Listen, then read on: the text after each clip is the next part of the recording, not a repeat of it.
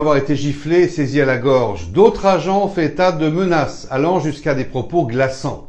Si vous ne répondez pas, je vais tous vous tuer. Au total, 7 membres du CHU auraient été ciblés, certains présentant de 2 à 6 jours d'incapacité totale de travail. Sous pression, l'un des agents a fini par accepter de leur montrer le corps du défunt, mais les conditions de conservation jugées indignes, car stocké à 24 degrés et en décomposition avancée, ont encore aggravé la situation. Parce que déjà, il a retrouvé son père mort chez lui depuis 2 jours et il a ramené le corps à la morgue. Il était stupéfait et perdu de remarquer que malgré les diligences qui ont été faites, la morgue n'a pas su conserver le corps dans les conditions habituelles. Dans une chambre froide. Il était exposé dans une chambre à 24 degrés. Donc la décomposition ne pouvait que s'accélérer en ce moment-là. Donc ça pose un gros souci. Il a donc demandé à son cousin de venir avec lui et ça a dégénéré.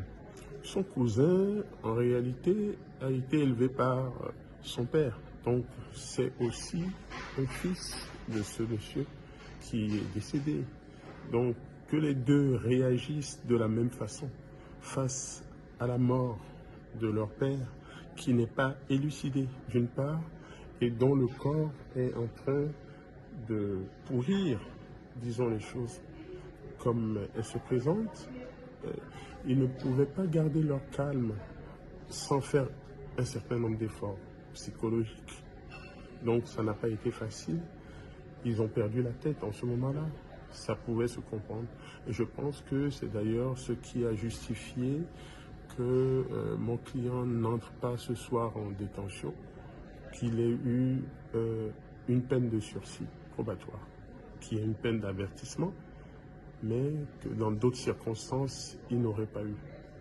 À la barre, les 2 hommes ont nié toute violence physique, admettant toutefois une vive altercation verbale.